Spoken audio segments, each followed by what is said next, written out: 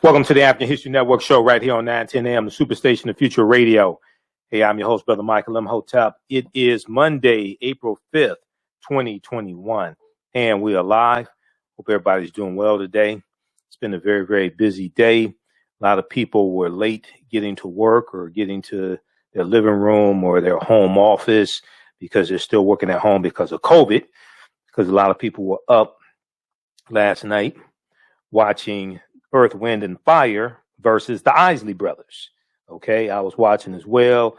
I was posting pictures of the two groups, the two iconic groups. Many people are saying that was the best Verzuz that's taking place. You know, they broadcast it on Instagram versus TV, I think it is, on Instagram. And many people were posting about it yesterday, and Ron Isley and his beard were going viral. He announced he's 79 years old. He doesn't look it. So, you know, it was a great iconic battle, two great groups. And I posted on Facebook today, you know, I can't get the song Summer Breeze out of my head. Okay. Because they performed all their hits last night. And, you know, so I got to pull out my Isley Brothers. I have the Isley Brothers on CD. I have Earth, Wind, and Fire's greatest hits. So I think there were a lot of babies conceived last night also. Okay. I'm just saying. I think there were a lot of babies conceived last night. So 9 months from now, you're going to have babies named Ron and Verdine and and Ernie. So Steve. So we'll see what happens. But we'll talk about Verzuz later in the show. I want to see Kool in the Game versus Cameo, right? Word up. I want to see Kool in the Game versus Cameo. Okay. I also want to see Apollonia 6 versus the Mary Jane Girls, but that's another conversation.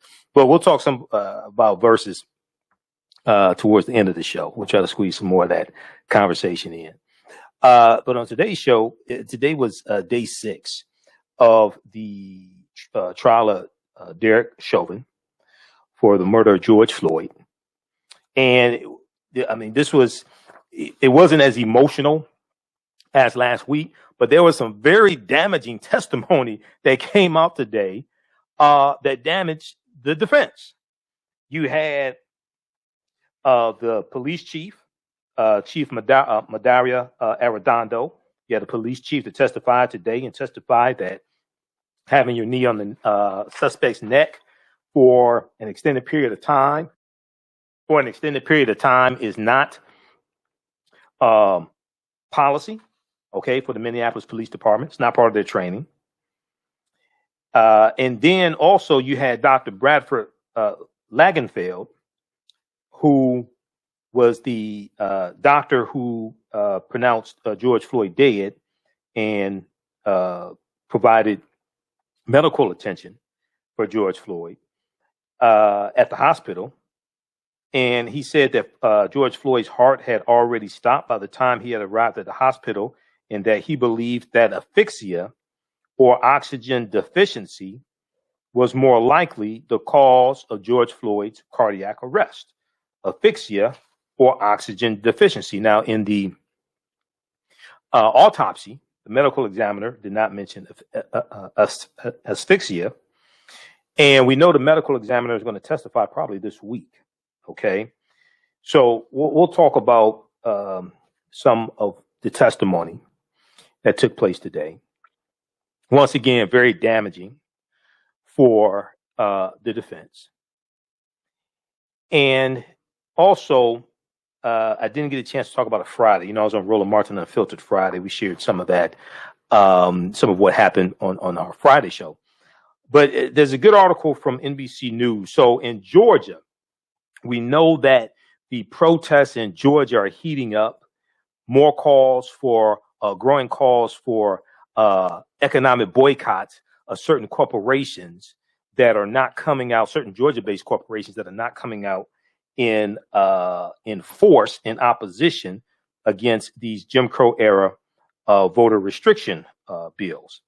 Okay, so there is a economic boycott that is supposed to start on Wednesday. Okay, and we'll talk some about that. And we know that Bishop Reginald Jackson announced a boycott of Coca-Cola products outside of the Georgia Capitol on Thursday, March 25th. We'll give you an update on what's going on, but there's a big article from NBC News. Corporate America is wading into the voting rights battle. Corporate America is wading into WADING, wading into the voter rights battle. And there's been pressure that has been put on these various corporations. We've been talking about that, whether it's from Black Voters Matter, Latasha Brown and Cliff Albright, whether it's other organizations, other activists, whether it's the New Georgia Project, NSA UFA. There's been tremendous pressure that has been put on them. So the companies we know these companies had offered cautious statements over the past couple of weeks or so, but last Wednesday, and we talked about this on the show as well, last Wednesday, March 31st, things changed and the pressure ramped up on these corporations. All right. We also saw that 72 African-American executives signed onto a letter condemning these voter restriction bills also. We talked about that last week on the show. All right, so we'll give you an update on what's going on here as well. We have to keep the pressure up. The Brennan Center for Justice now estimates that it's about 361 bills, I think it is, in 47 states as of March 24th. Okay, it was about 253 bills in 43 states. Now it's 361 bills, 361 voter restriction bills in 47 states as of March 24th. So as I've said before, the Republicans have declared war on us, on our voting rights, as well as many Hispanics and younger people who vote, people who tend to lean towards Democratic candidates. They've declared war on us, but especially African Americans. So this is why we have to fight back, and we have to leverage our economics to enforce our politics. We have to leverage our economics to enforce our politics. So we'll talk about that, and we'll talk a little bit about the verses between Earth, Wind, and Fire and the Isley brothers. All right.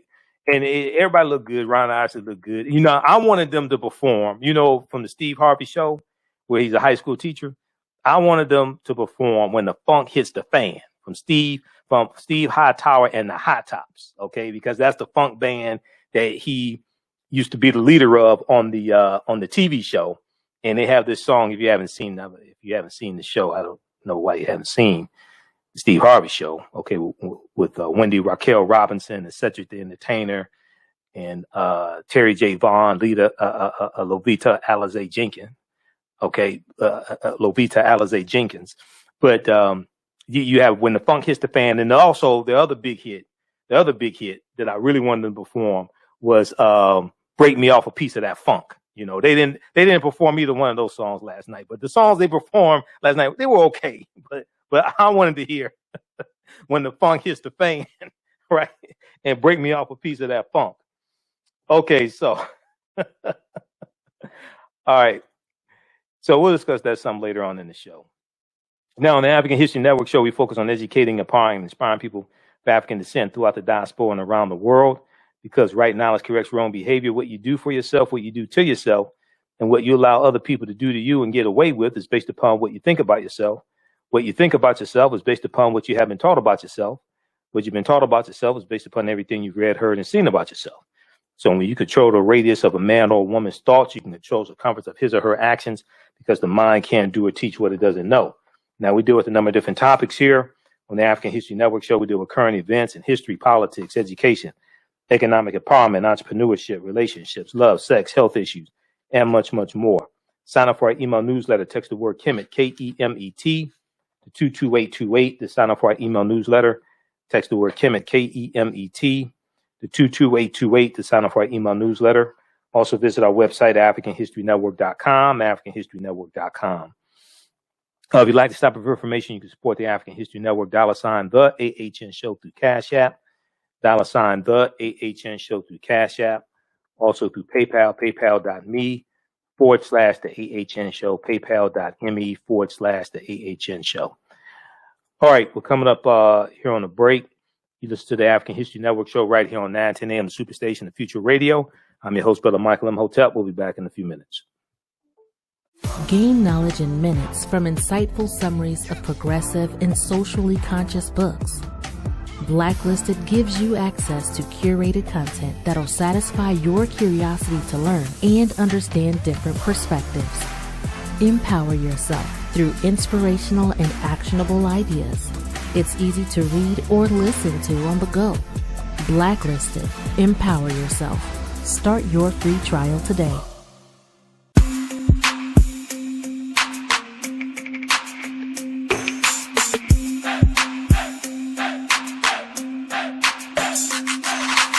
Are you getting ready for fall or winter? We have the solution for all seasonal clothing needs. Comedicwear.com is the go-to online source for Comedic African fashion and lifestyle products with a contemporary twist.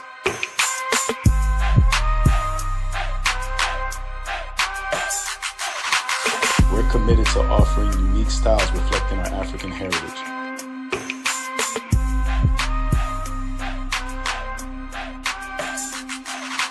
Comedicwear.com is inspired by ComedicScribes.com to influence our people in learning and showing pride. Please visit our website at ComedicWear.com.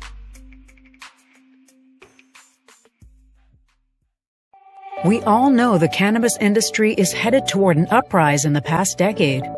What happens when there is a brand that brings this uprise in a blow? The cannabis industry welcomes her uprise. Hustle her hemp. Delivering excellence with pride is her watchword, and how you choose to embrace it makes it a priority. From cultivating rich cannabis into exquisite and tastefully finished CBD products to delivery, Hustle Her Hemp leaves no stone unturned. Hustle Her Hemp's mission is to empower women of color by building business and creating legacies, uniting beauty, health, and business. We are a pure definition of how we want the CBD industry to become in the future. While we are redefining innovation, we bring the same energy to improving the quality of life. Hustle Her Hemp is the new uprise.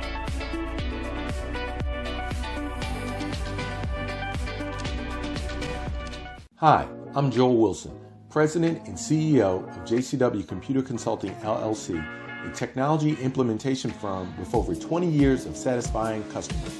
We offer a full spectrum of industry top-tier branded services. We are an authorized partner or reseller for Lenovo, Zoom, T-Mobile, Microsoft 365 and Surface tablets, Google Workspace, Acer, Asus, Samsung, PCmatic security software, and many more. Our online store features laptops, Chromebooks, computers, printers, accessories, and software. Businesses, take advantage of our free 1-hour Zoom tech consultation and know we offer top nationwide high-speed internet service providers, voice over IP, and cellular phone services. Home users, don't miss our current in-stock Chromebook inventory. Please visit us at jcwcc.com or call 215-879-6701. Welcome back to the African History Network show right here on 910 AM Superstation, the Future Radio. I'm your host, Brother Michael Imhotep. It is Monday, April 5th, 2021, and we're alive. Hope everybody's doing well. You know, a lot of people were late to work or they were sleepy at work today. They were dragging people around. A lot of people at work today were talking about the Verzuz that took place on Easter Sunday, April 4th, 2021, between two iconic groups, Earth, Wind, and Fire, the Elements, versus the Isley brothers. Many people are saying the Isley brothers won. I mean, it was fantastic. Steve Harvey was the host. He was the MC. You had D Nice as the DJ. You know, I mean, that I think at one point I was watching Instagram. I know it surpassed 400,000 viewers at one point. I think it got close to 500,000 viewers. So that may have been the most watched Verzuz so far. Okay, but we'll talk some more about that later. I want to jump into what took place day 6. Okay, what took place today, day 6 of the Derek Chauvin trial. We're going to go to clip number 1 here in just a minute, Shakita. So we heard from 2 very, very important witnesses today. We heard from Minneapolis Police Chief Madaria Arredondo, and the chief testified at the chief testified today at the trial. Now, he was the police chief who fired Derek Chauvin the day after George Floyd's death, along with 3 other officers who were at the scene. Now, Police Chief Arredondo took the witness stand as a witness for the prosecution today in the Chauvin trial. Now, it's important for people to understand also. I said this on Charlene Mitchell's show Thursday. Last Thursday, I was on Charlene Mitchell's show here on 910 AM Superstation, Mind Your Business. The defense has not presented their case yet. These are the prosecution's witnesses. This is the prosecution's case. The defense, led by Eric Nelson, they're doing cross-examination, but they have not presented their case yet. Once the prosecution presents its case, the prosecution will rest. Then, in general, usually the prosecution will rest. Then the defense will then present their case, bring forth their witnesses, their medical experts, etc. They will present their case. So the defense, even though they've telegraphed, they're going to say he overdosed, George Floyd overdosed and things like this. The defense has not presented their case yet. So I just want people to understand this. It's expected, in general, the trial will go between 2 to 4 weeks. So Chief Arredondo testified about the department's code of ethics and de-escalation policies that are used to train officers. Quote, the goal is to resolve the situation as safely as possible. The goal is to resolve the situation as safely as possible. So you want to always have de-escalation layered into these actions of using force. He testified today. Now, Chauvin's defense has sought to portray the crowd that had gathered to witness and record the officers restraining George Floyd as an angry mob that diverted their attention away from Floyd. But in testimony last week, we see it was not an angry mob. They were just concerned about George Floyd, and they were trying to get him some type of medical attention and trying to get Derek Chauvin to take his knee off of George Floyd's neck. But it was not an angry mob. It was not a violent mob or something like this, like the defense is trying to portray. What people have to understand is the crowd was responding to largely what Derek Chauvin was doing to George Floyd. The crowd was largely responding to what Derek Chauvin was doing to George Floyd. If you had gotten up off of George Floyd, the crowd would have calmed down. Now, but Chief Arredondo said that while some officers may find it, quote unquote, irritating to be recorded, the public has an absolute First Amendment right, quote unquote, an absolute First Amendment right to do so under the department's policy. Now, before Chief Arredondo testified, we also heard testimony from the emergency room doctor who pronounced George Floyd dead and tried to resuscitate him. That's Dr. Bradford Lagenfeld. We're going to go, I'll let you hear some of his testimony in just a minute. But first, we're going to go to clip number 1 here from MSNBC dealing with Chief Arredondo's testimony. Minneapolis Police Chief says Chauvin restraint on Floyd, quote unquote, violates our policy. Let's go to clip 1, Shakita. In your review of all of the information that you just mentioned, do you believe that the defendant followed departmental policy 5-304 regarding de-escalation? I absolutely do not agree with that. How so? action is not de-escalation. And when we talk about the framework of our sanctity of life, and when we talk about the principles and values that we have, that action goes contrary to what we're talking.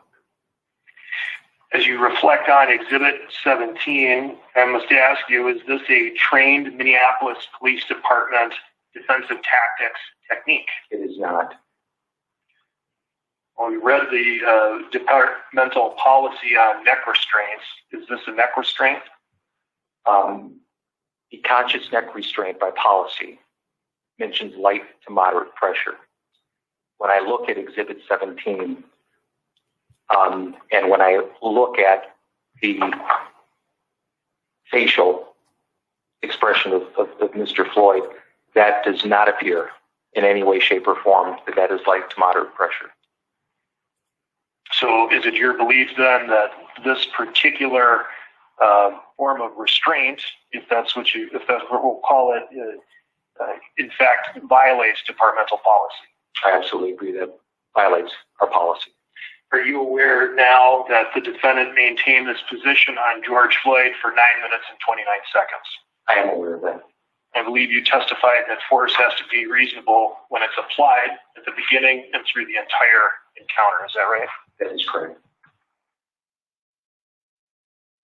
Is what you see in Exhibit 17, in your opinion, within Minneapolis Police Departmental Policy 5-300, authorizing the use of reasonable force? It is not. And why not? That is. It has to be objectively reasonable. We have to take into account circumstances, information, the threat to the officer, the threat to others, and the severity of that. So that is not part of our policy. That is not what we teach, and that should be condoned. When do you believe, or do you have a belief as to when this restraint, the restraint on the ground that you viewed, should have stopped? Once Mr. Floyd, and this is based on my viewing of the videos, once Mr. Floyd had stopped resisting, and certainly once he was in distress and trying to verbalize that, that should have stopped.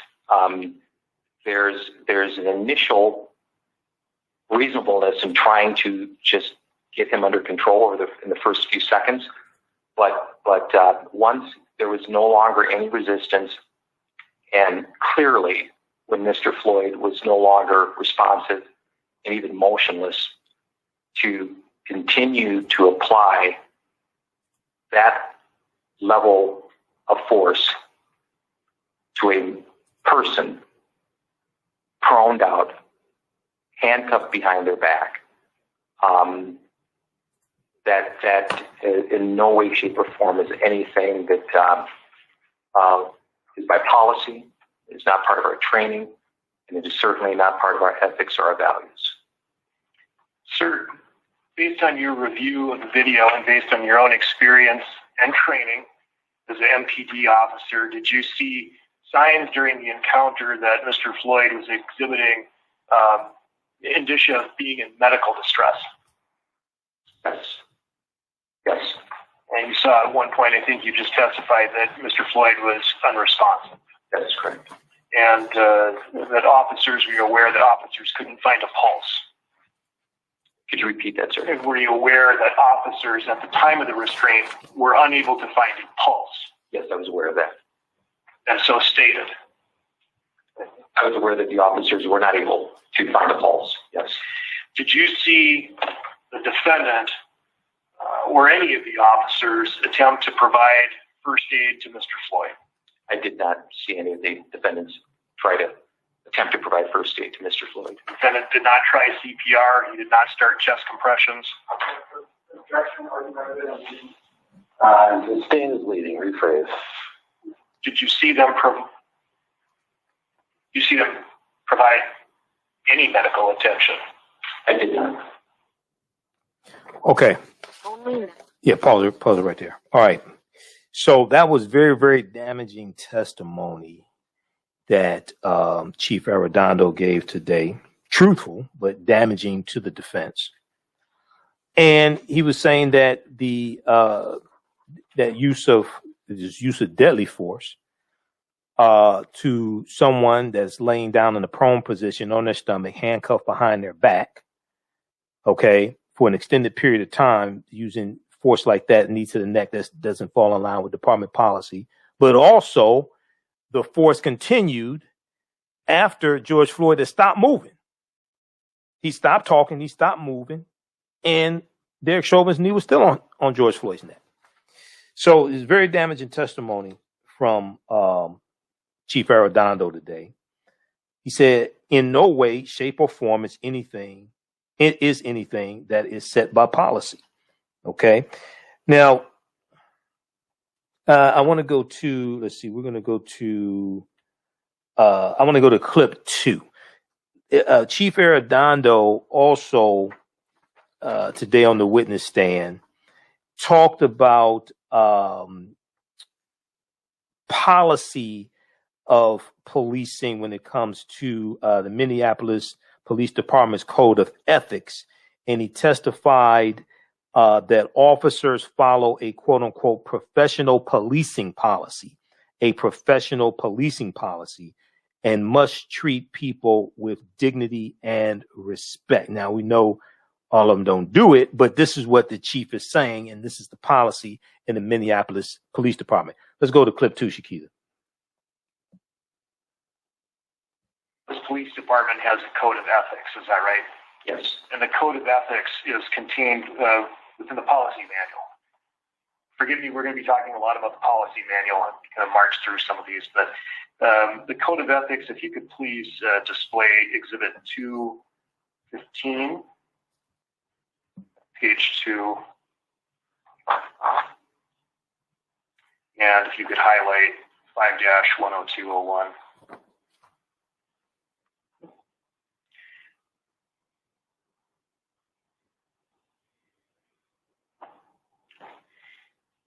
And as the Code of Ethics provides in the policy manual, law enforcement officers' fundamental duty to serve mankind and safeguard lives and property, and to protect the innocent against deception and the weak against oppression and intimidation. Is that right? That is correct.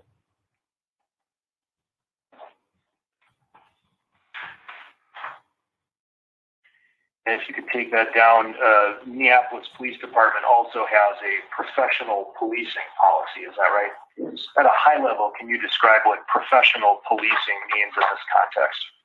Yes, our Minneapolis Police Department, professional policing, it's really about treating people with dignity and respect.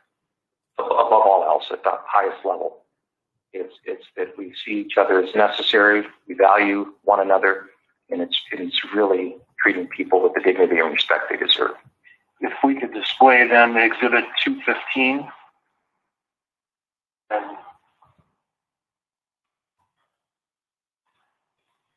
drawing your attention to page 4, section 5-104.01. Sir, is this the professional policing policy? Yes, it is. And could you read the first bullet, please? The first bullet reads, be courteous, respectful, polite, and professional. And if you would then also read the third bullet. Ensure that the length of any detention is no longer than necessary to take appropriate action for the known or suspected offense. Okay. Pause it right there. Pause it right there. Okay. So there's Chief Arredondo also testifying to the policy, the Code of Ethics, dealing with the Minneapolis Police Department as well. Professional policing policy. Okay. And from all accounts, it appears that Derek Chauvin didn't follow that on May 25th, 2020. Now, I want to look at here. We're going to go to clip 3 here in just a second, Shakita. I want to look at the updates here from the Washington Post. Now, everyone is saying how it's unusual for a police chief to testify in a case this high level against a officer, subordinate officer, what have you. But it's happened before. This is the second time Chief Arredondo has testified while a Minneapolis police officer stood trial for murder. It happened back in 2019 when Officer Muhammad Noor was on trial for shooting and killing Justine Diamond. We remember this case also. This is the white woman who was shot and killed. It was said that she startled the officer. He was in his patrol car and he shot her, killed her. He's in prison now. Okay. I want to look at this. I'm going to pull this up here from Washington Post. Let me turn on the screen share, flip back over here. Just 1 second. Calling number is 313-778-7600. If you have a quick question or comment, 313-778-7600. If you have a quick question or comment. So when we look at the updates from the Washington Post, Chief Arredondo's testimony was among the most anticipated moments in the trial. Yeah, and it originally was supposed to take place last Friday, but they only had a half a day of testimony last Friday. In part because this kind of appearance on the stand is so unusual. It's remarkably rare for a police chief to take the stand against one of their officers, experts say. Now, even more striking is that this is the second time that Chief Arredondo, who is African-American, but people can't tell or haven't seen him before. Even more striking is that this is the second time Chief Arredondo has testified while a Minneapolis police officer stood trial for murder. In 2019, he testified when Officer Muhammad Noor was on trial for shooting and killing Justine Diamond, a woman who had called 911 to report hearing a possible sexual assault. That shooting in 2017, so the shooting took place in 2017, trial was in 2019. That shooting in 2017 and the ensuing outcry helped Chief Arredondo become police chief in the first place. Now, he's the first African-American police chief in the Minneapolis Police Department. Now, amid the uproar over the shooting, the city's police chief, Jani Harto, was forced out and Arredondo stepped into the role, becoming the department's first black chief. Now, Arredondo's testimony also has been widely anticipated because having a sitting police chief testify in uniform provides a powerful voice for the prosecution. Having a sitting police chief testify in uniform provides a powerful voice for the prosecution. Now, Arredondo's testimony could be viewed as speaking on behalf of the city's entire police department, whether or not he intends his remarks that way.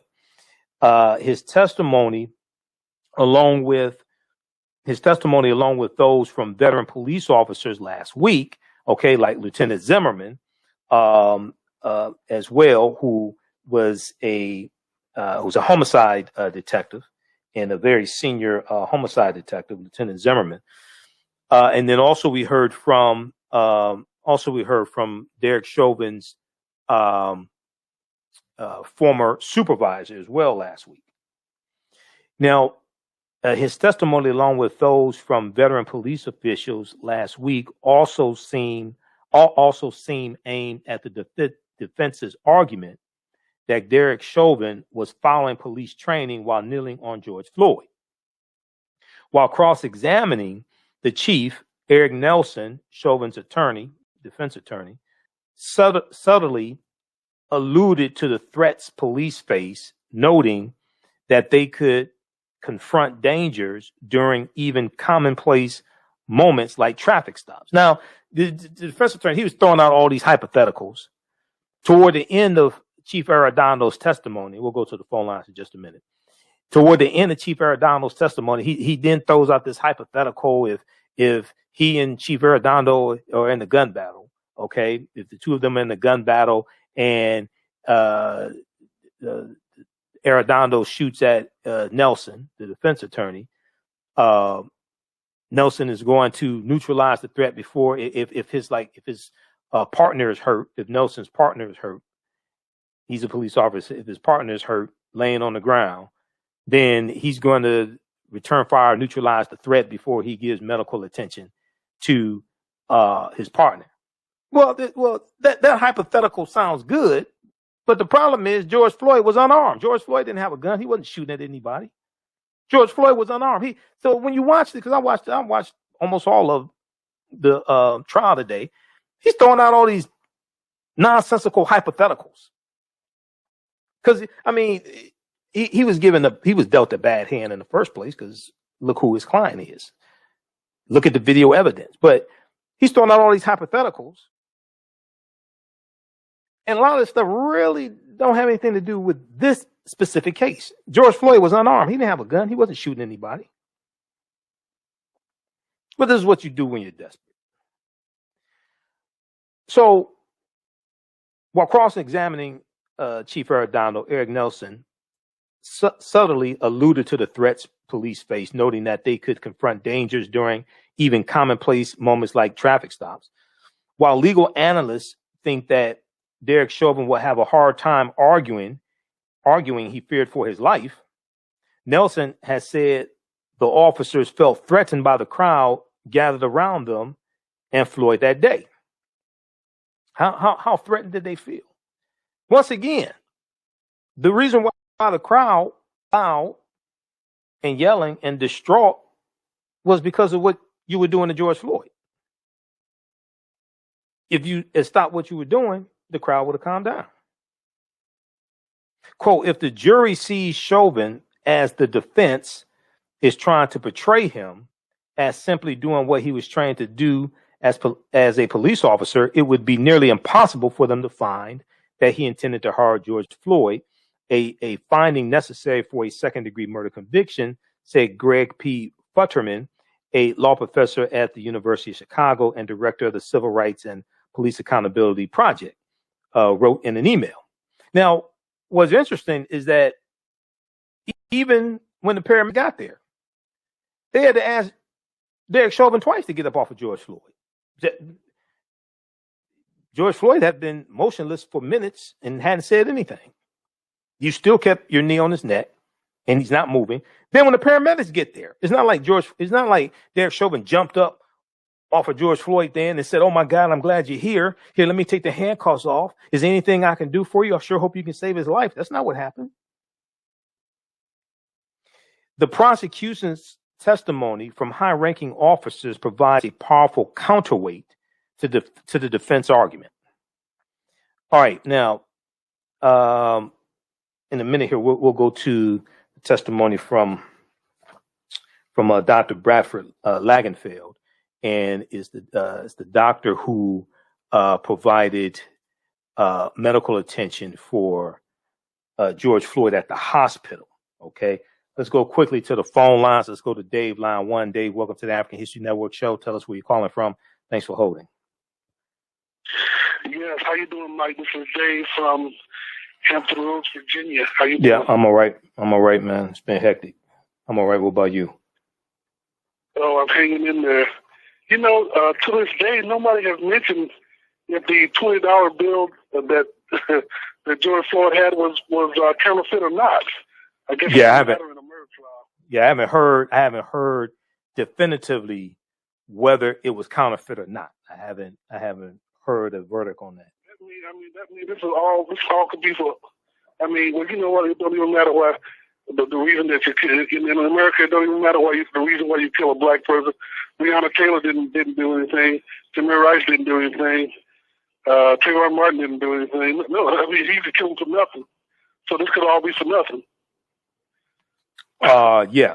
I haven't heard definitively, but also even if it was counterfeit, there's no evidence that he knew it was counterfeit or did it intentionally. And the 19-year-old clerk, there at the Cup Foods who testified, he testified that he didn't think George Floyd knew the bill was counterfeit if it was. And also the video that was released, the surveillance video there at Cup Foods that was released for the first time in week 1 of the trial, it showed that after George Floyd bought what he was buying, he stayed in the store. So usually, from my understanding, if somebody is passing counterfeit money and they know it, they usually don't stick around in the store after they buy what they're buying. They leave. Yeah. Right. He stuck around in the store for a number of minutes, which kind of leads us to believe, at least leads me to believe that either he didn't know it was counterfeit or it was something unintentional. It does not lead me to believe that he was purposely trying to pass counterfeit money.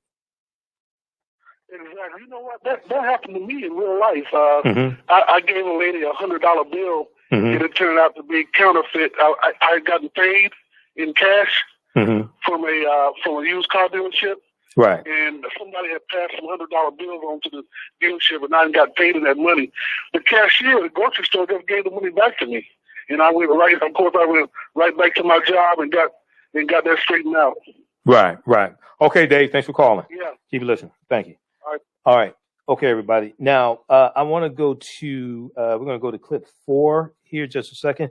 So Dr. Bradford Lagenfeld said that George Floyd's heart had already stopped by the time he arrived at the hospital. Okay. Had already stopped by the time he arrived at the hospital. And that he believed that asphyxia or oxygen deficiency was more likely the cause of George Floyd's cardiac arrest. Okay. So very, very important testimony that came out today as well. Now, the defense has argued that George Floyd's death was caused by his drug use and pre-existing conditions such as heart disease rather than the force used on him by Derek Chauvin. But we know George Floyd was laughing and walking and joking and talking before Derek Chauvin put his knee on his neck. Okay, even though he ingested drugs and all this, he was moving and walking and talking all that stuff. You know, he was walking just fine until you put your knee on his neck for 9 minutes and 29 seconds. Okay, let's go to clip. This is testimony from Dr. Lagenfeld, doctor who pronounced George Floyd dead, quote unquote, oxygen deficiency likely caused cardiac arrest. Let's go to this clip.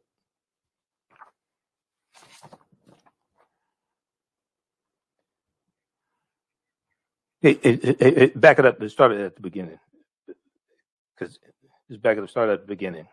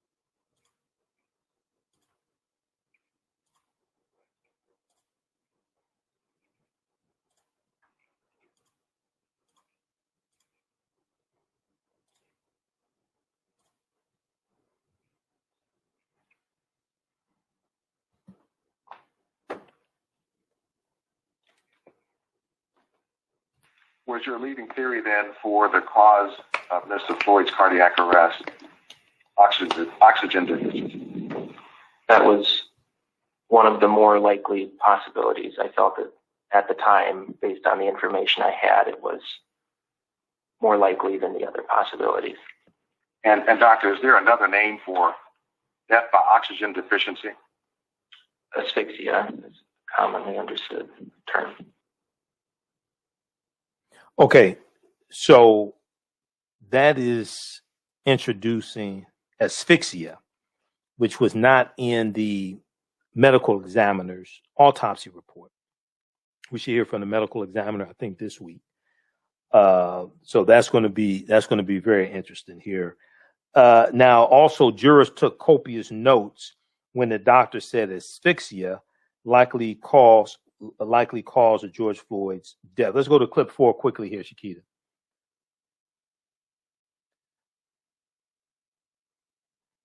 On what we've seen over the course of the morning, the medical testimony and at the beginning of the testimony from the police chief.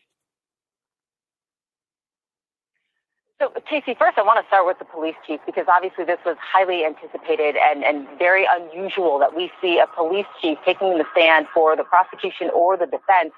And so the chief took the stand today, and first, what the prosecution did is they tried to familiarize him, giving his background to the jury, talking about how he's been with the department since 1989, giving a little bit about how he's risen through the ranks, talking a little bit about policy, establishing how there's a policy for the policy that officers need to understand what protocols are. He talked about how they spend millions of dollars on training, on use of force training. All of this is building up the actions by Derek Chauvin on May 25th, a violation of those policies. And so we know from earlier today from a motion that the judge will allow Chief Arredondo to offer his opinion on that video where we saw Derek Chauvin's knee on George Floyd's neck for 9 minutes and 29 seconds. So certainly that's one that we are watching. And then as you mentioned earlier today, the morning started with the ER doctor that received George Floyd from the paramedics on that evening. His name was Dr. Bradford Landenfield. And basically what he testified was that he worked on George Floyd for 30 minutes. He pronounced him dead, but he also said that, look, no one said anything to me about a drug overdose or a heart attack. And of course, that's important testimony here. Then he also talked a little bit about how he believed the death was asphyxiation. Another important point here, inside the courtroom, we have two reporters that are allowed in there because of social distancing.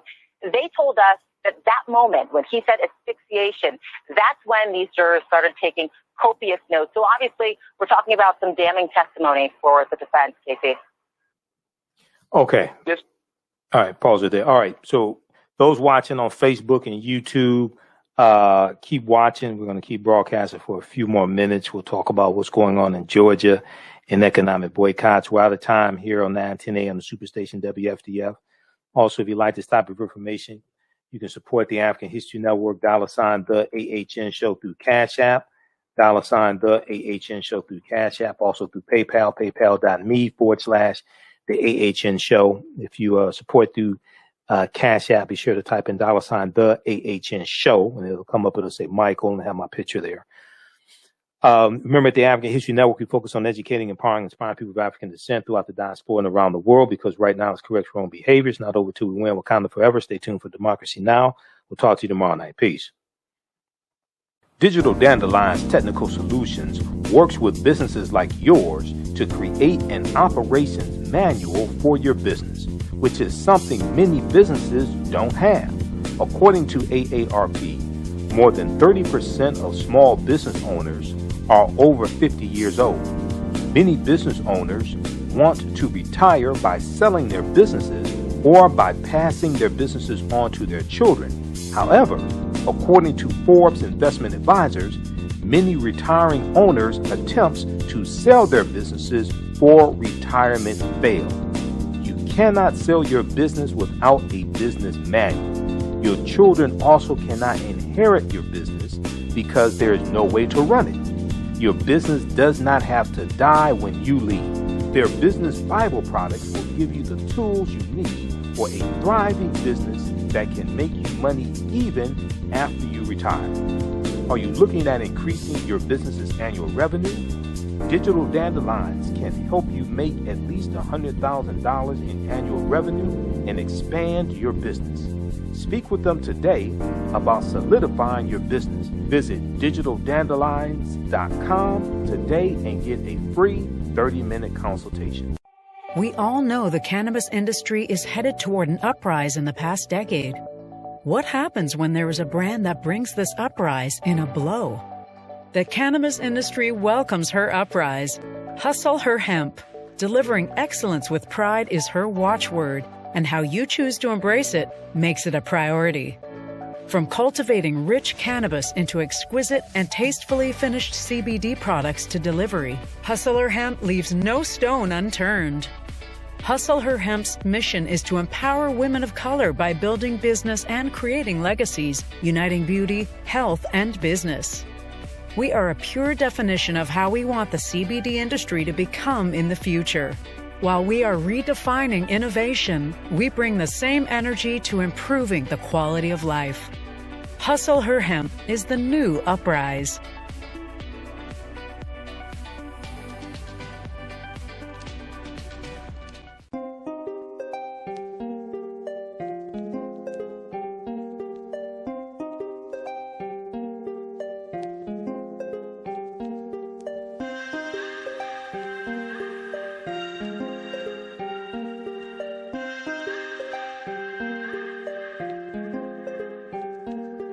Black Bees products are a collection of natural, organic, personal care products with an appreciation of nature and bees. Our philosophy is without bees, we have nothing. We are honoring our Nile Valley ancestors who understood the importance of bees. Black Bees created a high-quality, natural, organic personal care line that would be affordable to everyone. We hope you try and enjoy our Black Bees products line and come back and visit us at blackbeesproducts.com. With blackbusinesstee.com, the messages are clear and meaningful. Keep your business in the black and out of the red. Mind your black business, know your numbers, and plan strategically. Black Business Boss, lead your industry. Support black business. Encourage, patronize, and uplift one another. BlackBusinessTea.com currently has products sold in Detroit, Atlanta, Chicago, and Los Angeles, with proceeds returned to the black community. They have a wide selection of hoodies, t-shirts, mugs, hats, sweatshirts that support black-owned businesses. Visit the website blackbusinesstee.com. That's blackbusinesstee.com. All right, stand by. Stand by. Let me clear this call. Okay. All right, we'll go for a few more minutes. I want to squeeze in this other topic here. We'll have continuing coverage of the Derek Chauvin trial on tomorrow's show. I want to go to this next story here, and this is dealing with out of Georgia. Okay, then we'll talk a little bit about Verzuz some more. Out of Georgia, corporate America is wading into the brawl of dealing with voting rights. Corporate America is wading into the brawl dealing with voting rights, and there's more and more talk about economic boycotts as well. Okay, so I want to go to that story here in just a minute. There was a good article. Now, we've been talking about this, covering this day after day, and there was a good article from the NBC News that is giving an update on what's taking place in Georgia. All right. The sudden groundswell comes as Republicans seek to tighten voting laws across the country. This is an article from April 3rd, 2021. Okay. So this was Saturday. and we were off on Easter Sunday. So this is the first I've had to talk about this. I'm going to go to this clip here in just a minute of Bishop Reginald Jackson, who's calling for economic boycott, in Georgia as well, of certain corporations that are not speaking out against these voter restriction bills. Now, also, we know that on April 2nd, Friday, April 2nd, we know that Major League Baseball announced that the All-Star game, which was scheduled for July 13th, the All-Star game is not going to take place in Atlanta, behind this voter restriction bill. All right, so if we look at let me pull this up here from NBC News, just a second. And we also Governor Brian Kemp has doubled down on the on Senate Bill 202 that he signed into law. He is condemning Major League Baseball for moving the All-Star game out of Atlanta. And you have Republicans engaging in cancel culture that they have been protesting about or complaining about also, which is very interesting. All right, so let's look at this. Let's look at this article here from NBC News.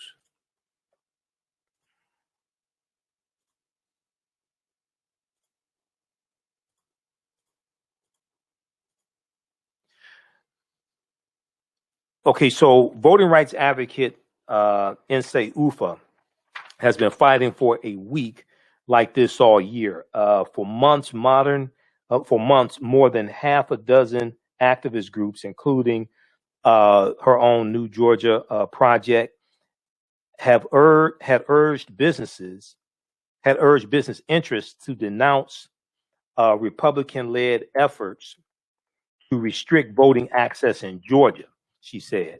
Now, billboards had gone up across the state that parodied corporate slogans urging action. Advocates projected campaigns on the side of hotel hosting attendees for the NBA All-Star weekend in early March. Now, the companies had offered cautious statements, and Isley calls hand-wringing and shoulder shrugging. That is until Wednesday, when all of this changed. So that was Wednesday, March 31st. That was Wednesday, March 31st when all of this changed. Delta Airlines and Coca-Cola issued forceful condemnations of Georgia's new voter restrictive law enacted last week, on March 25th. Thursday, March 25th, it was signed into law by Governor Brian Kemp. Now, from there, corporate criticism of Republican voting bills seemed to spread like wildfire, moving across state lines and morphing into a national trend that activists say finally reflects the urgency of the sheer number of restrictions under consideration across the U.S. All right, I'm going to go to this clip here from the readout with Joanne Reed in just a second. This is from April 2nd, and this deals with Major League Baseball moving the All-Star game. We'll go to that clip in just a second here. Let me cue that one up. Now, from there, corporate criticism of Republican voting bills spread like wildfire, moving across state lines and morphing into a national trend that activists say finally reflects the urgency of the sheer number of restrictions under consideration across these. Nsé Ufa said there's a clarity about January 6th that people get, that was an attack on our democracy, that was an attack on our democracy. All right, let me pause that clip. Now, if you understand that the attack on the Electoral College vote was unpatriotic and anti-democratic, then you need to continue down that same logical street until you get to these 360 plus bills in 47 states that are trying to make it more difficult for Americans to vote. So major corporations foray into the election policy debate, which experts called unusual, comes as Republicans across the country work to advance hundreds of restrictions, changes that voting rights advocates and civil rights groups argue would disproportionately affect voters of color. Now, by March 24th, 2021, lawmakers had introduced 361 restrictive election bills in 47 state legislatures. By March 24th, 361 restrictive election bills in 47 state legislatures, according to the nonpartisan Brennan Center for Justice at New York University, which has been tracking the legislation. Now, that is 108 more bills than in the center's last count on February 19th, a 43% increase. All right, now I want to go to this clip here. This is from the readout on MSNBC, Joanne Reed. This is dealing with Major League Baseball. Major League Baseball pulls All-Star game from Atlanta in protest of restrictive new law, restrictive new voting law. Okay, let's go to this clip here. Major League Baseball announced today that they will no longer hold this year's All-Star game and baseball draft in Atlanta, Georgia. In a brief statement, the commissioner of baseball explained that Major League Baseball fundamentally supports voting rights for all Americans and opposes restrictions to the ballot box. Georgia Governor Brian Kemp, a guy yearning for Trump's warm embrace, called the move a knee-jerk decision in response to woke cancel culture. Oh, Brian. That's a real cute catchphrase, but I'm pretty sure you just did the exact same thing with the legislation that you just signed, which, let's be honest, is a knee-jerk reaction to your party losing. And now, instead of reevaluating your message, you're just canceling out thousands of voters. Stay classy, Brian. Kemp's likely 2022 challenger, Stacey Abrams, issued her own statement, writing, like many Georgians, I'm disappointed that the MLB is relocating the All-Star game. However, I commend the players, owners, and league commissioner for speaking out. I urge others in positions of leadership to do so as well. Atlanta Mayor Keisha Lance Bottoms reprimanded Republicans for causing the backlash, tweeting, just as elections have consequences, so do the actions of those who are elected. Unfortunately, restricting voting access is a trend that is being repeated in legislatures across the country. Overnight, Republicans in the Texas State Senate passed legislation that would impose additional restrictions on voting, including reducing early voting hours, prohibiting drive-through voting, and allowing activist poll watchers to film voters getting assistance, which sounds a lot like voter intimidation. Just as in Georgia, the Texas restrictions just happen to target predominantly diverse and largely Democratic counties. Quite the coincidence. Texas-based corporations like American Airlines, Dell Technologies, and Microsoft aren't making the same mistake that Coca-Cola and Delta Airlines did by being slow on the uptake. They were out quickly with statements publicly opposing the bill. Joining me now is Tiffany Cross, host of The Cross Connection on MSNBC, and Jason Johnson, professor of journalism and politics at Morgan State University, one of our favorite duos on the television. Tiffany, I got to start with you. I am struck not only by Major League Baseball's, pretty strong statement here being like, we're yanking the game, but also the corporate reaction that was so quick in Texas. You didn't have American Airlines waiting around for people to talk boycott. They were like, we oppose the bill in advance.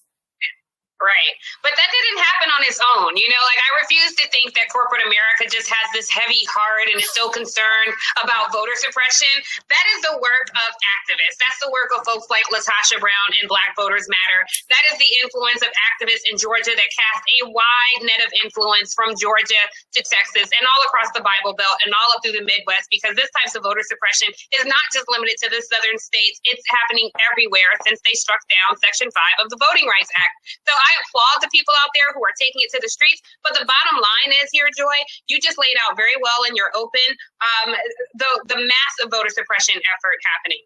The federal elections at this point, or the election process, needs to be federally regulated. This is why it's so important for us to focus on H.R. 1, which would federalize and regulate the election process all across the country.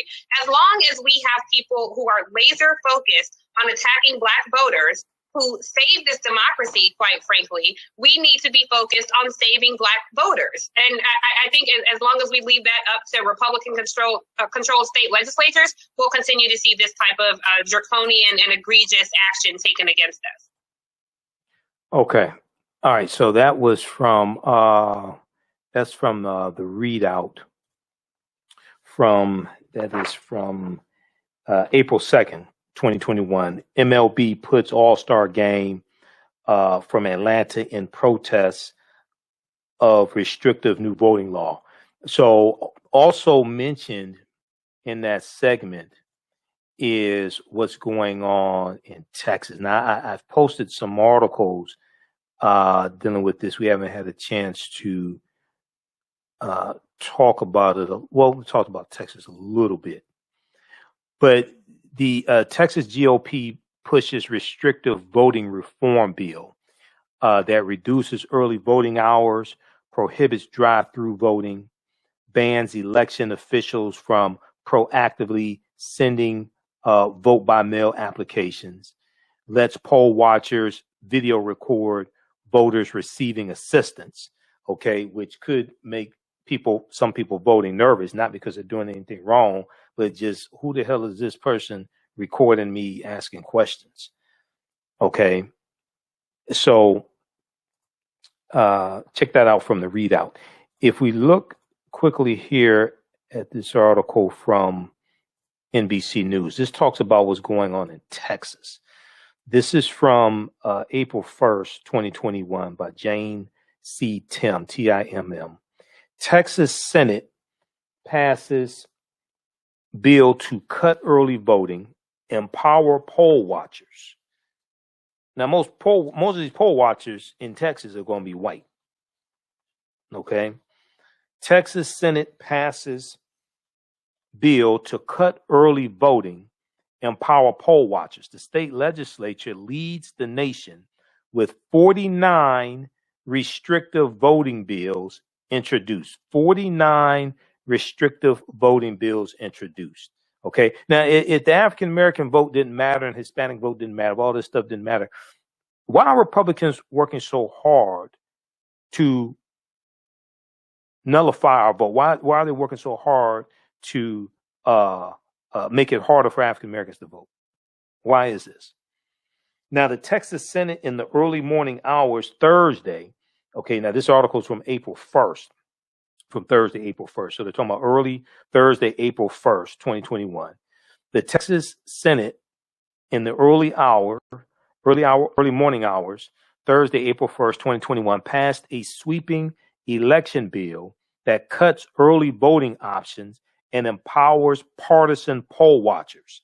Senate Bill number 7 is what it's called. Senate Bill number 7 bans overnight early voting and drive-through early voting, popular options offered by Harris County, Texas during the 2020 election. Republican lawmakers championed the bill as a measure that would make Texas elections more secure. But there wasn't a problem with the security of your elections. This is based upon the big lie that was being pushed. Okay. And then you have 361 voter restriction bills that are trying to be pushed through state legislatures, operating based upon the big lie and the stolen election, which is a lie. But advocates argued the state was trying to make voting harder, particularly for communities of color, disabled voters, and older voters. The bill now heads to the Texas House of Representatives, which also considered its own omnibus package of restrictions, House Bill 6, on Thursday. Okay, last week Thursday, House Bill 6. The Texas legislature leads the nation in restrictive voting bills, according to the Brennan Center for Justice. 49 bills have been introduced that would limit access to the ballot box. Okay, so read the rest of this article here. You're going to hear more about this from NBC News. Read the rest of this article. Texas Senate passed bill to cut early voting, empower poll watchers. All right, now I want to go to this interview here with Bishop Reginald Jackson of the 6th Episcopal District of the AME Church. You've heard me talk about Bishop Reginald Jackson before, and this ties into the other article from NBC News that I was talking about. Corporate America is wading into voting rights brawl. Corporate America is wading into voting rights brawl because Bishop Reginald Jackson and others are calling for an economic boycott of certain Georgia corporations that is supposed to start on Wednesday, April 7th. Okay, so I want to go to this clip from American Voices on MSNBC from April 3rd. This is from Saturday, April 3rd.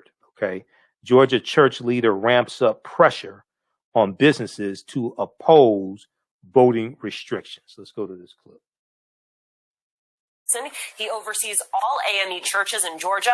Joining us now, Bishop Reginald Jackson. He oversees all AME churches in Georgia, and he is leading the movement to hold companies responsible. It is good to see you, Bishop. I want to start with Major League Baseball pulling its All-Star game out of Atlanta. What do you think of the move, and how did advocacy on the ground make this possible? Well, I commend Major League Baseball for acting with conscience and for deciding that what Georgia did not meet its value. And so as much as the governor may complain and gripe, Major League Baseball did not make its decision based on a lie. It made its decision based on truth. We advised the governor to go and do likewise. Governor Kemp said today the new law is actually about expanding ballot access and securing the vote. I personally fail to see how it does either. How about you, Bishop? Well, you know, Governor Kemp is living in denial, and I have a definition for denial. Don't even know I am lying. There is no way that this law passed in Georgia expands opportunities to vote. Its specific intention is to suppress and make it harder for people to vote. Look at the specifics of the bill, and it speaks for itself. For example, on the ballot drop boxes, Governor Kemp, when he voted last year, went after 5 o'clock to a ballot drop box, which was outside. Under this law, which he signed, those boxes will be inside, and those businesses closed. That means you will not be able to vote. In addition to that, it limits the number of drop boxes. In most counties, there will only be one ballot drop box. In Fulton County, the largest city geographically and voter-wise in Georgia, will only be allowed to have 5 drop boxes, which means people, especially seniors who do not drive, will have to find some public transportation to be able to cast their ballot. That is suppressive and offensive. Bishop, you've called for boycotts of Georgia businesses that don't come out strongly against this new elections law. When we talked just a week ago, we were talking about Coca-Cola. There are a lot of organizers who felt that Coca-Cola and Delta's more pointed recent criticism, while welcome, came a little too late. So I wonder, how do you continue to push to hold these companies responsible? Well, it's my hope to have a conversation with Delta, Coca-Cola, and some other companies on either Monday or Tuesday.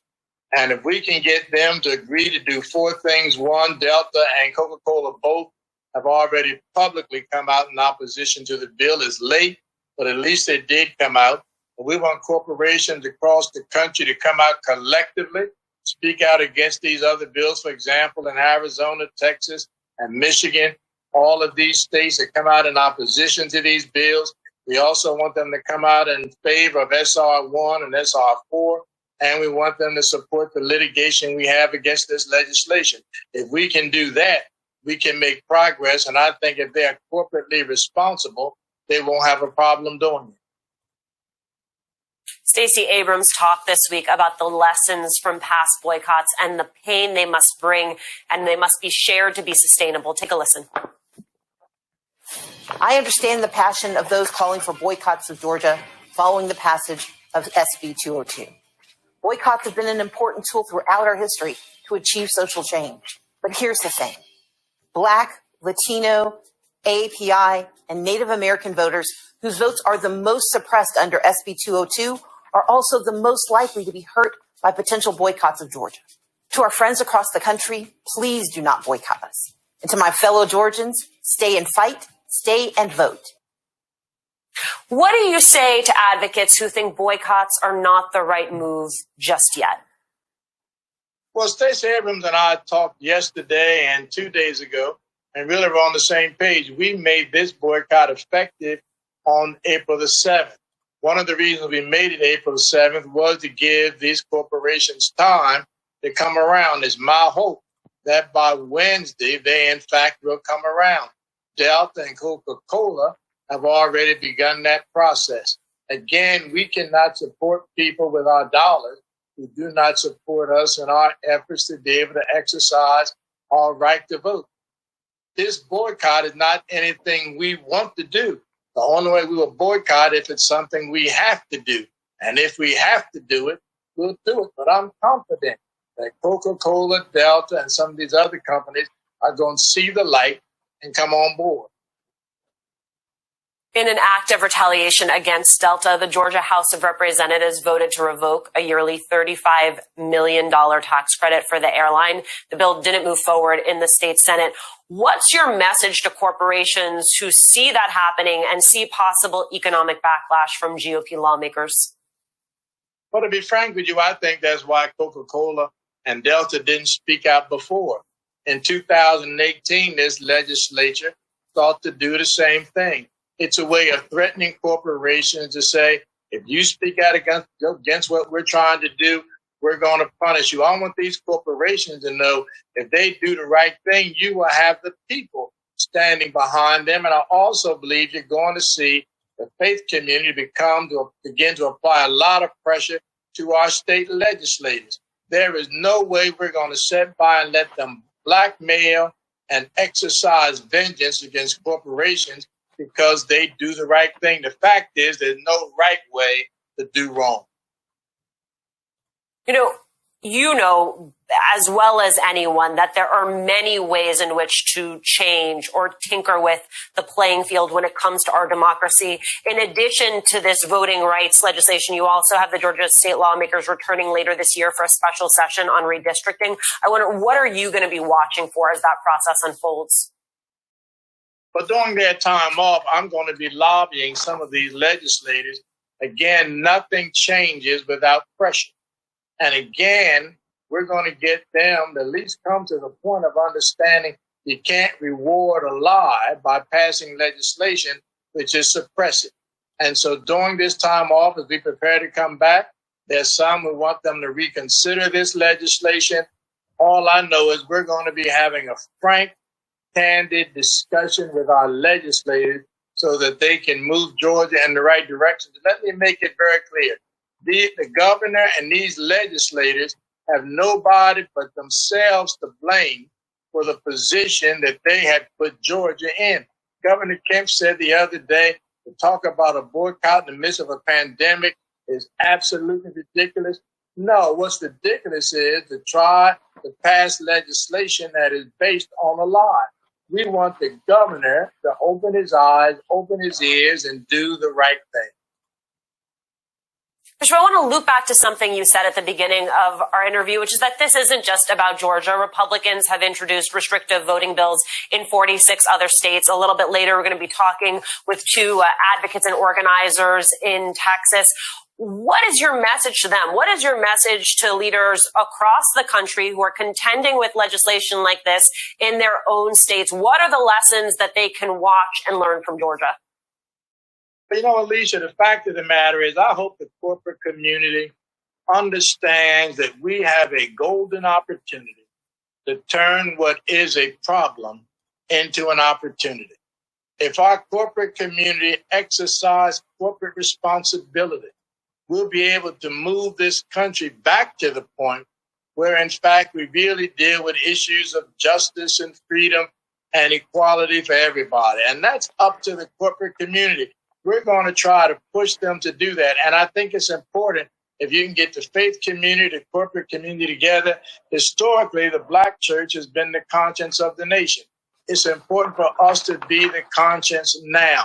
And again, let me say to my Republican colleagues, we face a dilemma in this country. Our democracy is on the line. We no longer have two parties in this country. Today, we have the Democrats and a cult. As a Republican, need to decide, are they going to be a party, or are they going to be a cult, which is led by somebody who has no integrity, no character, and no morality? That's a decision Republicans are going to have to make. Hopefully, we can help them make the right decision. All right. That's Bishop Reginald Jackson. I like Bishop Jackson. Okay. I never met him before. Don't know that much about him. I like Bishop Jackson. Okay. I've seen a few interviews with him. I've read some articles where he's quoted. So he said you have two parties. You have the Democratic Party and you have a cult. All right. So check out, this is a good interview Alicia Menendez did for American Voices. This is from MSNBC, and this was on April 2nd. April 3rd. This was Saturday, April 3rd. Georgia church leader ramps up pressure on businesses to oppose voting restrictions. Voting restrictions. All right, we'll post a link here for that article now, for that clip. Now, there was an article. See, we were because of Easter Sunday, the radio station was shut down. They were just rebroadcasting shows. So some of this content we would have talked about Sunday, but yeah, and that would have been after Verzuz, because Verzuz started 8 p.m. Well, no, that would have been during Verzuz. Hell, I wouldn't have been on either. So I would have had to set up something to record it. I'd have to watch the first hour of it, then jump on the air at 9 p.m. Eastern Standard Time.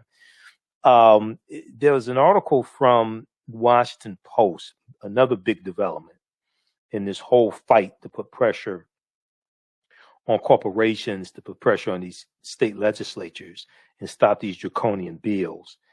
Friday, April 2nd. Now, all this is taking place during the 56th anniversary of Bloody Sunday, March 7th, 1965. And also the 56th anniversary of the beginning of the 56th anniversary of the Selma to Montgomery March, which started March 21st, 1965.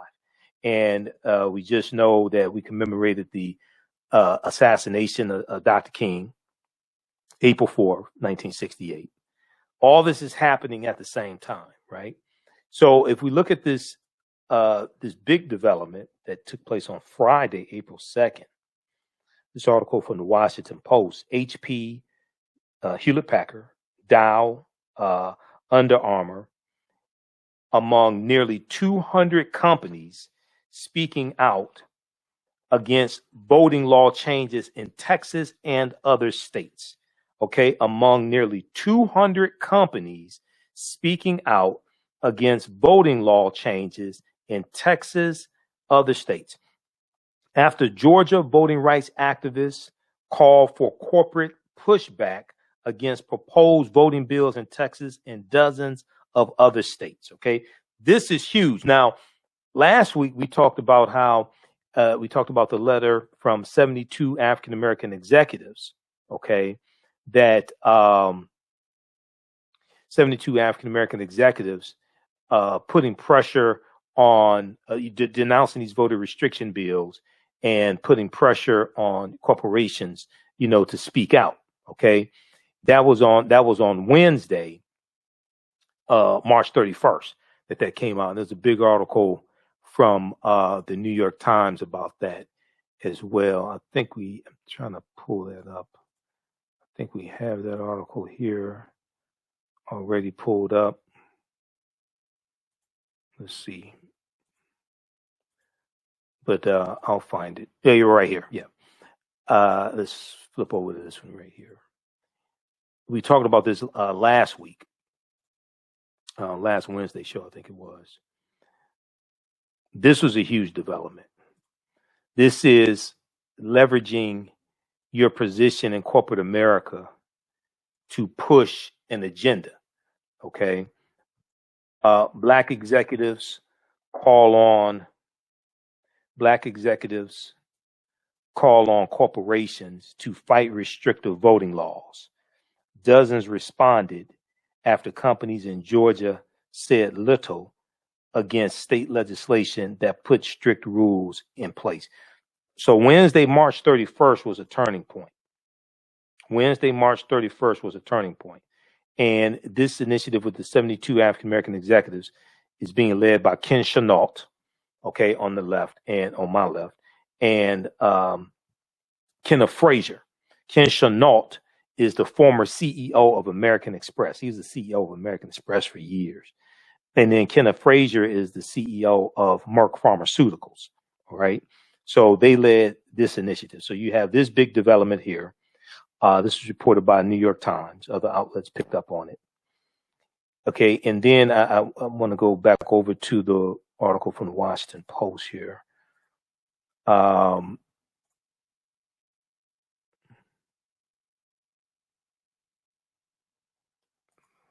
on, where's the article from the Post? Okay, right here. Dealing with the 200 corporations.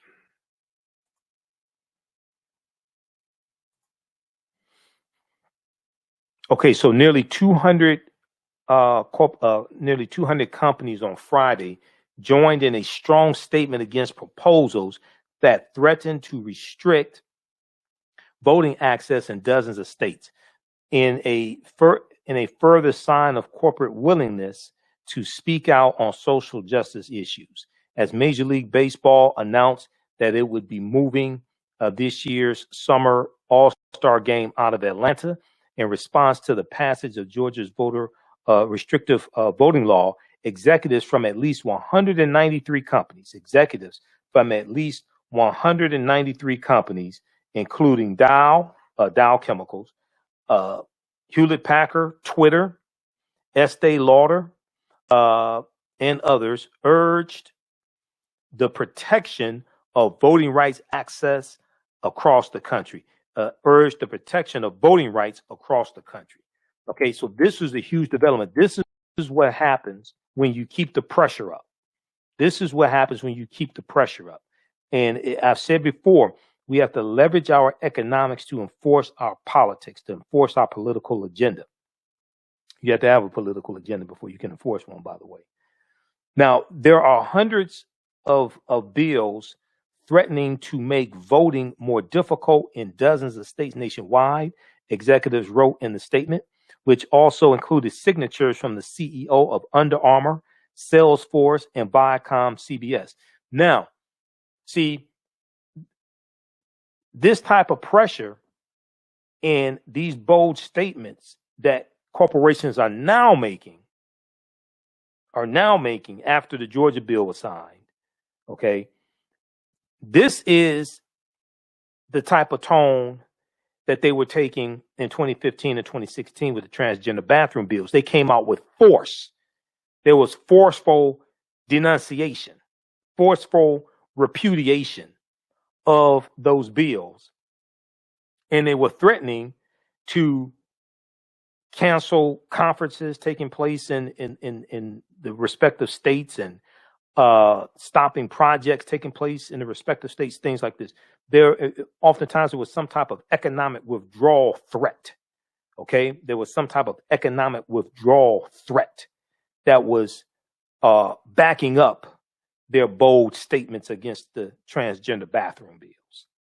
Now we're starting to see corporate America speak boldly against these voter restriction bills. Quote, we call on elected leaders in every state capital and in Congress to work across the aisle and ensure that every eligible American has the freedom to easily cast their ballot and particularly fully in our democracy, the statement said. Okay.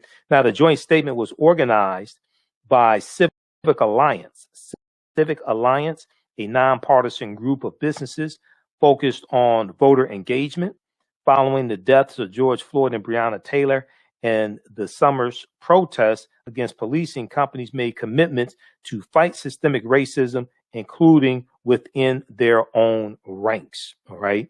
Now, this raised the bar for expectations among consumers and activists for corporate accountability,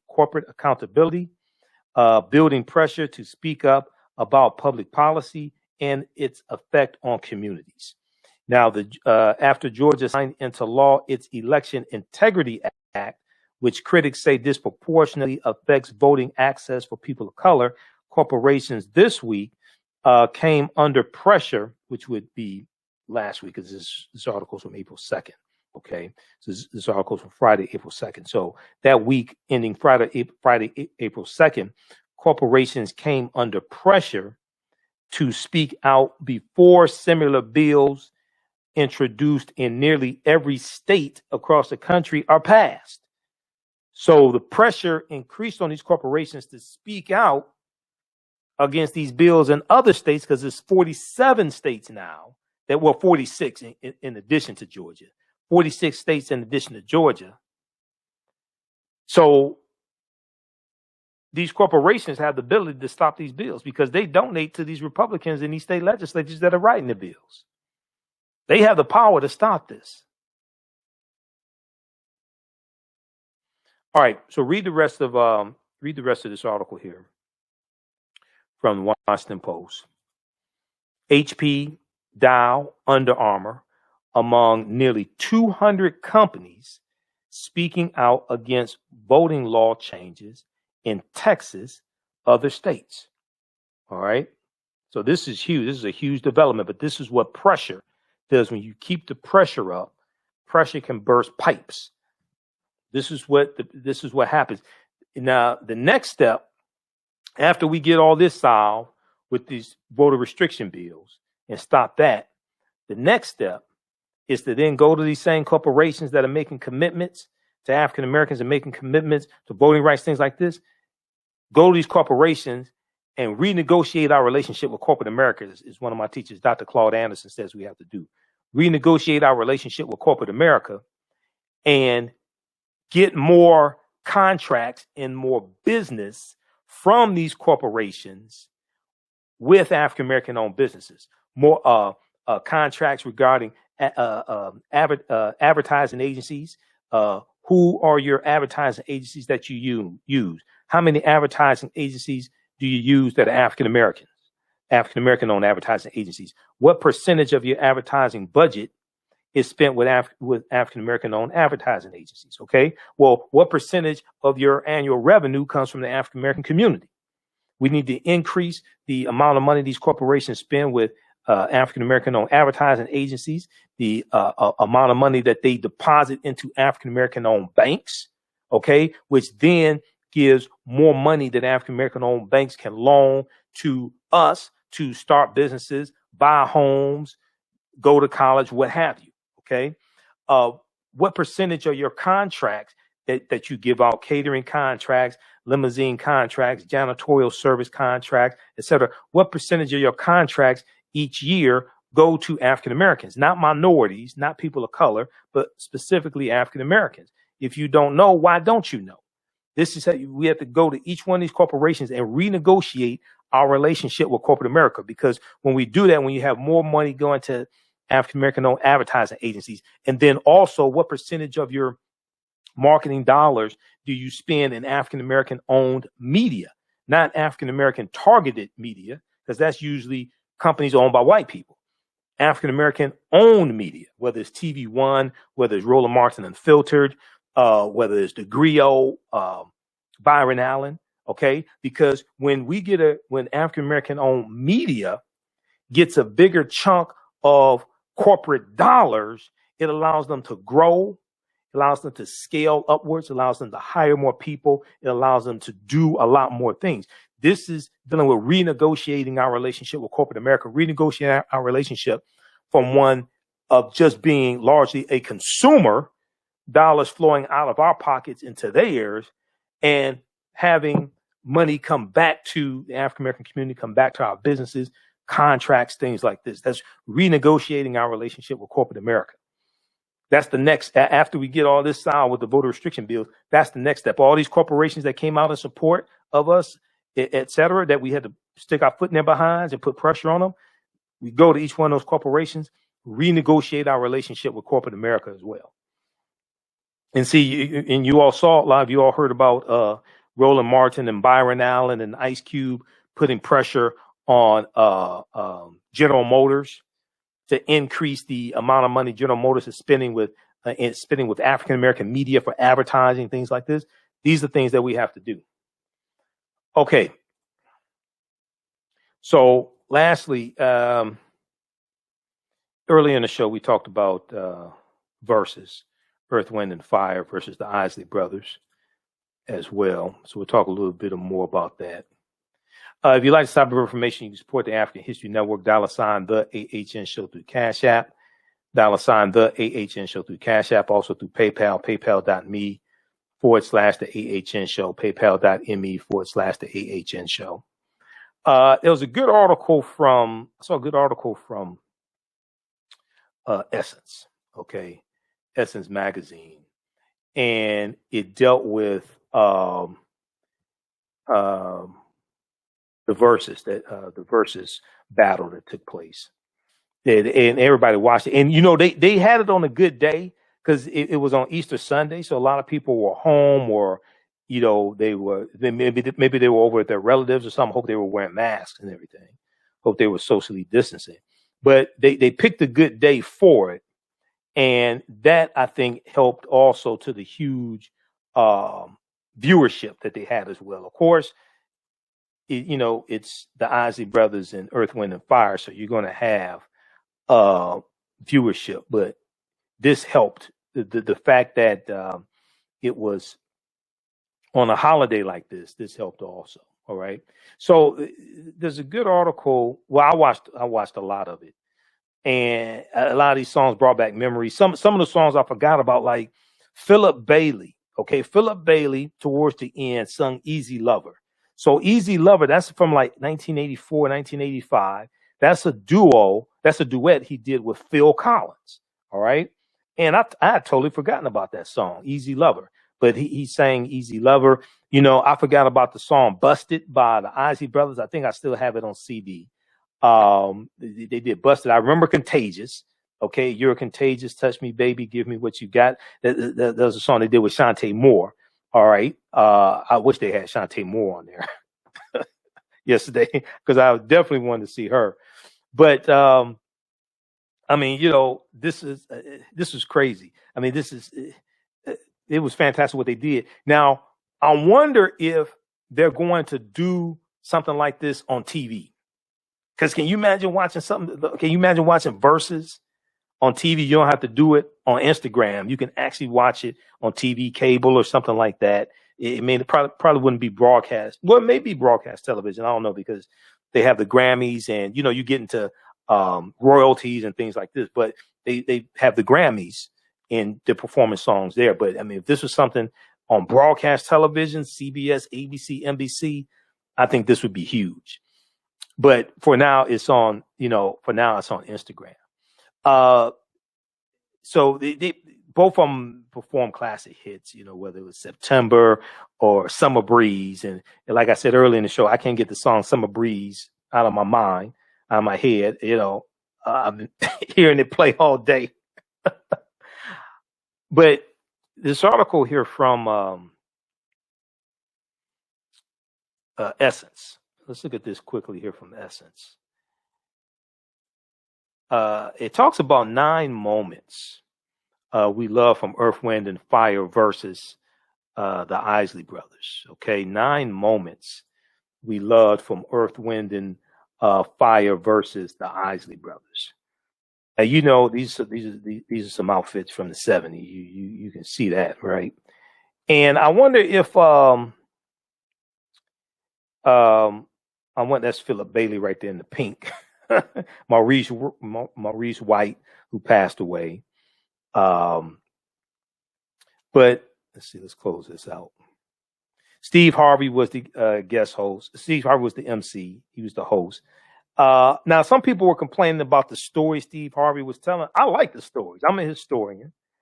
I tell stories. I like the stories because the stories that Steve Harvey was telling also tied into the impact that music has on people and how music impacts people's lives. But the stories he was talking about dealt with a lot of history as well. So, you know, I like hearing stories like that. I thought it was, you know, a really good touch to add that in as well.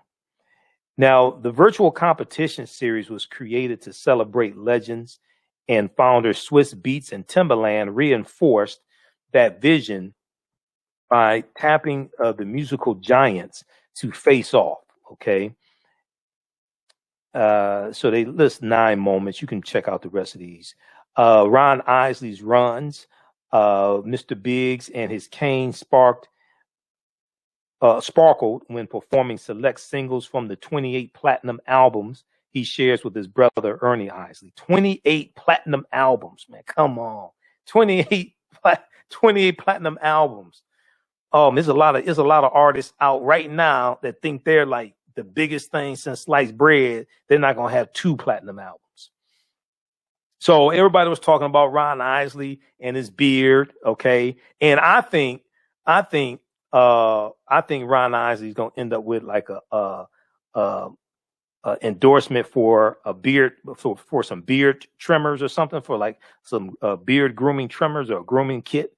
And I think also he's gonna have an endorsement deal for a line of canes like he was carrying. I think he's gonna have an endorsement deal for a line of canes also, because he was looking sharp. Let me see. I took a lot of screenshots. We're gonna try to pull some of those up here. See if I can get some of those up. I posted them on. I posted them here on Facebook, a bunch of them. So we'll try to pull some of those up also.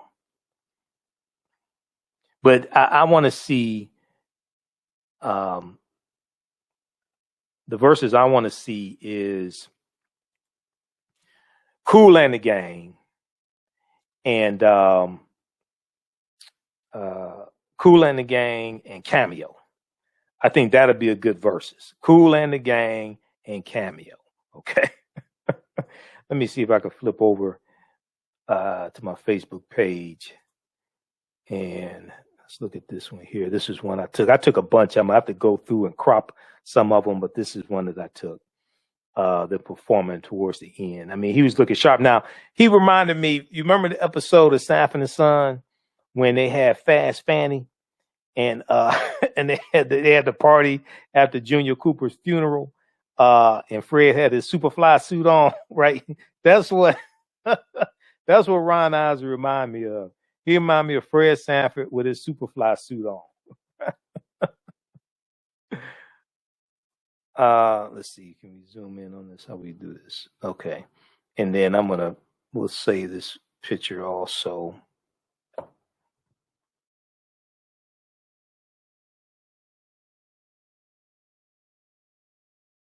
We'll try to say that and bring that up another way.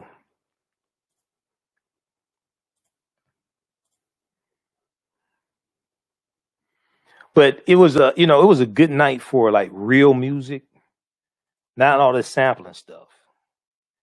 You know, not all this music with explicit lyrics and all this cursing and everything.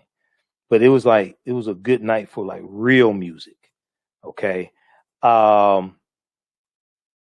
And like I said at the beginning of the show, I think there's going to be a lot of babies born 9 months from now also.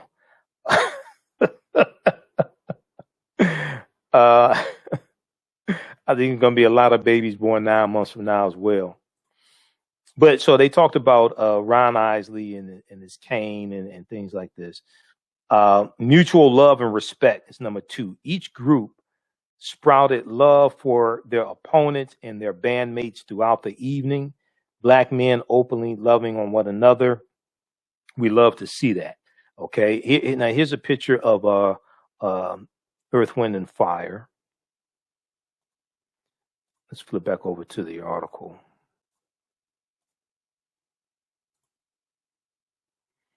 And I'm going to have to pull out, I have Earth, Wind, and Fire's greatest hits on CD.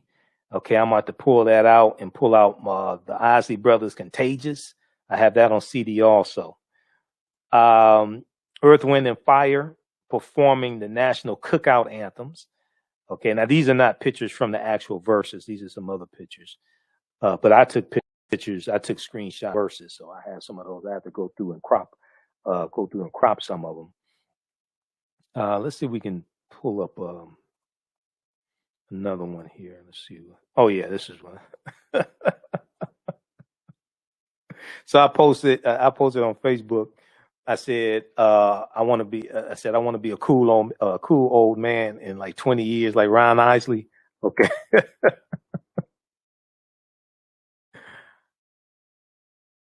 Let's see here. All right. So we have this one here, Earth, Wind, and Fire performing the national cookout anthems, Reasons. Okay, they perform Reasons. Then we have number 4, Ernie Isley's guitar. Okay, Ernie was playing that guitar. And seeing them, it makes me want to play the saxophone again. I used to play saxophone in 5th and 6th grade. Then I gave it up. It makes me want to play the saxophone again, learn to play the saxophone again. So the Isley brothers showed off their skills that inspired countless samples during several cuts, including Harvest to the World. I mean, the Isley brothers has so many hits. The Twist and Shout came out in about 1959. Twist and Shout, 1959. Okay, so they talk about the production glow up.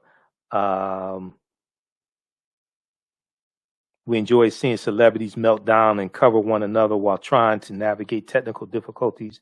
But something about seeing Verzuz take their presentation to the next level made us swell with pride. Okay. Steve Harvey. Now, I think Steve Harvey did a good job. I like the stories. The media mogul showed up sharp as a tack in his lavender suit, two-tone fur, and wide brim white hat. Okay. Now I stay sharp. I have business suits. I don't have no fur coat. Don't plan to buy one. Okay. And I ain't into killing animals for a damn coat. I don't do that. I wear like business suits. I don't have like other types of suits, but anyway, he did look sharp. Learning the story behind at your best, you are loved. The Isley brothers performed the lyrical love letter that became an Aaliyah hit with their signature suaveness before Ernie Isley shared the motivation behind their writing choices. Quote, we were always trying when it came to our love songs to deliberately compliment a woman, And see, once again, all the stories behind the songs, the stories that Steve Harvey told, that took this to another level besides just music or one band versus another band. You're learning some history at the same time. So I like it when you have stories from musicians, stories from people like Steve Harvey also. And when you talk to artists, and see, this gets into earlier today, I reran the March 15th show, which was the day after the Grammys. And I talked about Megan Thee Stallion and Cardi B performing WAP at the Grammys. And I encourage people to talked to songwriters, because I have, we really need to look at songs, especially music videos. And my background's in marketing. My degree in business administration with a major in marketing. So I probably have a deeper understanding about this than the average person, because I was trained in advertising, marketing, different things like this. We really need to look at songs, especially music videos, as mini commercials, M-I-N-I, mini commercials, 3, 4, 5 minute commercials. Because when you talk to songwriters, they're talking about the inspiration of the song, and they're talking about the message that they're trying to convey in the song. They're trying to get you to feel something, get you to start doing something, stop doing something, what have you. There's messages in the songs that songwriters put into the songs. So to think that this is just music and it doesn't mean anything, let's know what the songwriter says. To think that this is just words over music, and we know that you remember ideas and words better when it's set to music. When you talk to the songwriters, they talk about the messages that are in the music.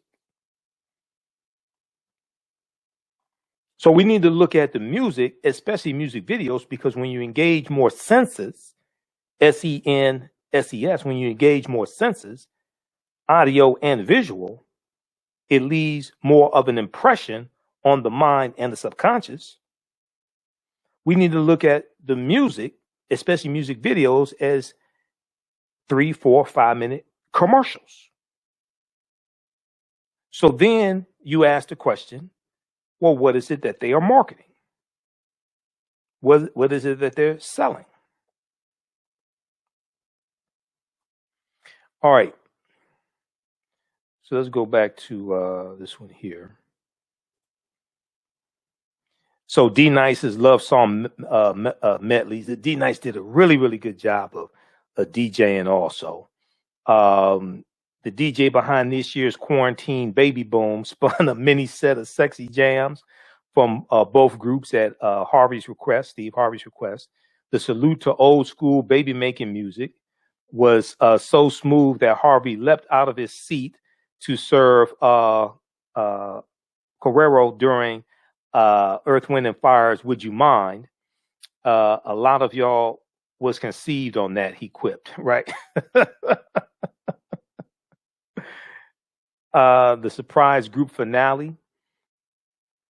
Earth, Wind, and Fire joined the Isley brothers for a duet of the legendary For the Love of You, Part 1 and 2. They even let Steve Harvey sing a few bars in between stretches of pouring out a little liquor, right? So that was I'm gonna go back and see if I could watch that again. That was a hell of a versus. Earth, Wind, and Fire versus the Isley brothers. Now, many people are saying the Isley brothers won. Okay, I think they did also. I like both groups, but I think the Isley brothers took it away. Okay. But regardless of which group you like, I think I didn't see any Facebook posts or any social media posts or anything like that from anybody who said they didn't like it at all. Okay, I didn't see anything like that, right? So I'm looking forward to the next one. I know they already have the next one scheduled. I want to see Kool in the Gang versus Cameo. Okay, so I need to call somebody. I need to contact somebody. That's what I want to see. Kool in the Gang versus Cameo. I also want to see Apollonia 6 versus the Mary Jane Girls.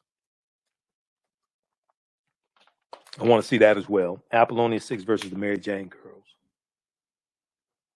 I have to think of some more verses that I want to see. Also, I want to see like some real groups. Okay, you know, the Temptations and the Four Tops. That'll be good. Okay, whoever the Four Tops have with them. I think Duke is still with the Four Tops. But you know, some classic groups. You know, a good versus would be Smokey Robinson versus Stevie Wonder. That'd be a good versus right there. Two master songwriters. Okay, two master songwriters. Smokey Robinson has written over 1,000 songs. All right, two master songwriters. Smokey Robinson versus Stevie Wonder. That'd be a hell of a versus. All right. Well, hey, look, if you like this type of information, also you can support the African History Network. $ the AHN Show through Cash App.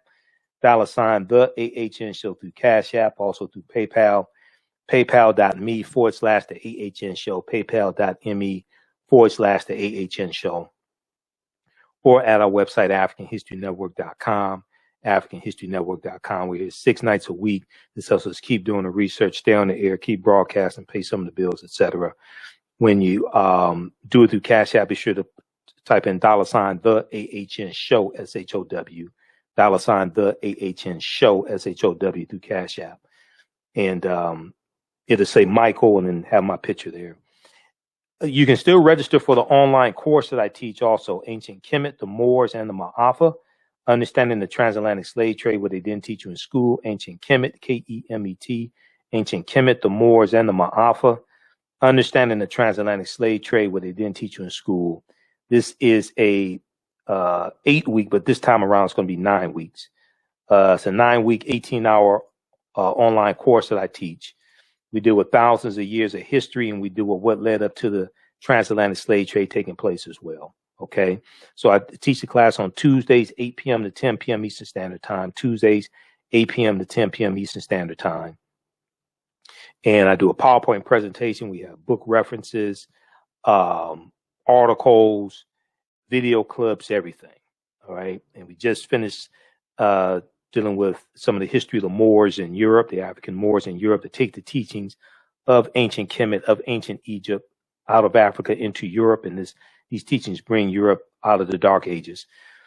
I do the classes live, okay, and all the sessions are recorded, so you can go back and watch it over and over again. So you can ask questions during the live class through the live text chat, and you can.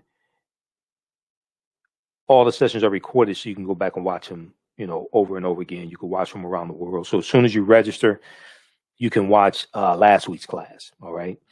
And a few weeks ago, our guest speaker in the class was Dr. David Imhotep, author of the book, The First Americans Were Africans, Documented Evidence. Okay. Dr. David Imhotep, who wrote this book. And we talked about the African presence in the Americas going back thousands of years ago, and his new book, which should be out any day now. And then also our guest speaker the week before that was cultural anthropologist Sister Nubia Wardford. Sister Nubia Wardford, who's a cultural anthropologist.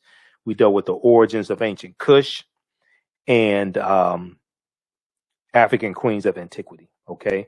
All right, Eric says a good versus would be SWV versus En Vogue. Yeah, that'd be good. SWV versus En Vogue. No. SWV is aren't they supposed to go up against Escape? I want to see that too, because I like both groups.